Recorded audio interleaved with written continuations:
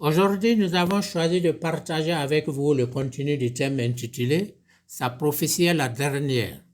Nous allons découvrir ensemble de qui et de quelle prophétie s'agit-il. Et nous commençons par examiner la parole suivante de Dieu, Galates chapitre 4, versets 3 à 5, et nous lisons, « Nous aussi, durant notre enfance, nous étions asservis aux éléments du monde, mais quand vint la plénitude du temps, Dieu envoya son Fils, né d'une femme, né sujet de la loi, afin de racheter les sujets de la loi, afin de nous conférer l'adoption filiale. Nous avons mis en relief le mot plénitude, qui signifie ce qui est plein, ce qui est complet, et cela voudrait dire qu'on ne peut plus rien ajouter à ce qui est déjà là. Et le terme durant notre enfance veut indiquer au commencement, à la première partie de la vie de l'humanité.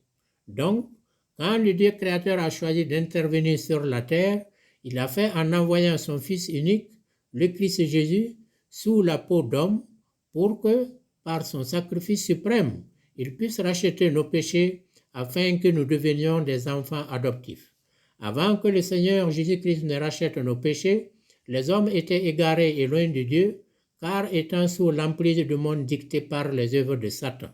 Et Dieu a voulu mettre fin à cela en envoyant à jamais un seul et unique libérateur, le Christ Jésus. Dans la suite, nous voyons dans Hébreux chapitre 1, verset 1 à 2, où il est écrit « Après avoir, à maintes reprises et sous maintes formes, parlé jadis au Père par les prophètes, Dieu, en ces jours qui sont les derniers, nous a parlé par le Fils, qu'il a établi héritier de toutes choses, par qui aussi il a fait les siècles. De par le passé, Dieu s'est adressé aux hommes à travers les différents prophètes qui se sont succédés, mais Dieu a décidé cette fois-ci de nous parler à travers son Fils pour de bon en ces jours qui sont les derniers. En termes plus clairs, la prophétie du Seigneur Jésus-Christ arrive après toutes les autres prophéties et après laquelle il n'y en aura plus d'autres. Ce n'est pas moi qui invente cela, ce sont les Saintes Écritures qui nous le précisent. Et dans la suite, nous voyons dans 1 Pierre chapitre 1, versets 18 à 19, et nous lisons « Sachez que ce n'est pas rien de corruptible, argent ou or, que vous avez été affranchis de la vaine conduite héritée de vos pères, mais par un sang précieux, comme d'un agneau sans reproche et sans tache, le Christ, discerné avant la fondation du monde et manifesté dans les derniers temps à cause de vous. » Précédemment, on nous a parlé de plénitude du temps dans Galates. Ensuite, des jours qui sont les derniers dans Hébreux, et maintenant avec Pierre, il est question des derniers temps. Donc, trois sources différentes, bien différentes, nous précisent que Dieu nous a parlé pour une dernière fois par son Fils.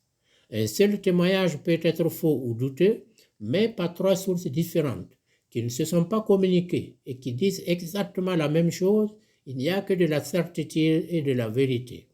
Il y a aussi une précision importante qui est dite dans ce passage biblique, à savoir que le Seigneur Jésus-Christ est éternel et que c'est seul son sacrifice qui nous sauve.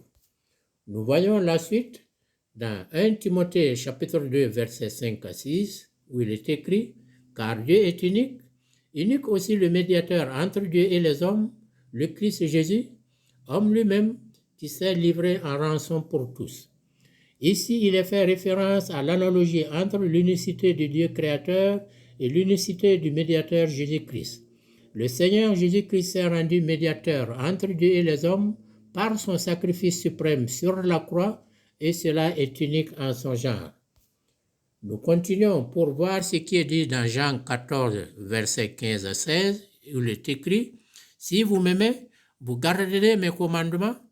Et je prierai le Père et il vous donnera un autre paraclet pour qu'il soit avec vous à jamais. » Le Seigneur Jésus a eu annoncé à maintes reprises qu'il quittera la terre des hommes pour repartir siéger auprès de son Père et il promet de nous faire venir un autre intercesseur, mais à condition que nous mettions en pratique ses commandements.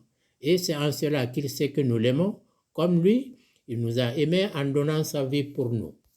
Ainsi, dans Jean chapitre 14, verset 26, nous pouvons lire « Mais le Paraclet, l'Esprit Saint, que le Père enverra à mon nom, lui, vous enseignera tout et vous rappellera tout ce que je vous ai dit. » Et le Seigneur Jésus-Christ a tenu ses promesses, car ce Paraclet est le Saint-Esprit qui nous est gratifié.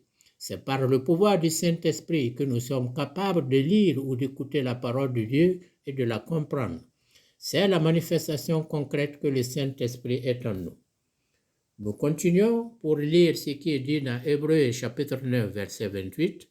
Ainsi le Christ, après s'être offert une seule fois pour enlever les péchés d'un grand nombre, apparaîtra une seconde fois hors du péché à ceux qui l'attendent pour leur donner le salut. Le Seigneur Jésus reviendra une seconde fois sur la terre, mais pas sous l'état pécamineux, et il aura à récompenser ceux qui se sont préparés pour l'attendre en leur accordant la vie éternelle dans son royaume. Et dans Matthieu chapitre 7, versets 13 à 14, nous pouvons lire « Large, en effet, et spacieux est le chemin qui mène à la perdition, et il y en a beaucoup qui s'y engagent. Mais étroite est la porte et resserré le chemin qui mène à la vie, et il y en a peu qui le trouvent. » Ici, la parole de Dieu nous met en garde, car le chemin qui peut nous conduire au Père Créateur est restreint et resserré, ce qui fait qu'il y a peu de gens qui le verront. Et malheureusement, beaucoup de gens s'engageront sur la voie large et spacieuse qui ne leur conduira qu'à la ruine de leur âme. Vous êtes bien avertis. Et dans la suite, nous pouvons lire dans Actes chapitre 4, verset 12, « Il n'y a pas sous le ciel d'autre nom donné aux hommes par lequel nous devions être sauvés. » La formulation est nette et précise.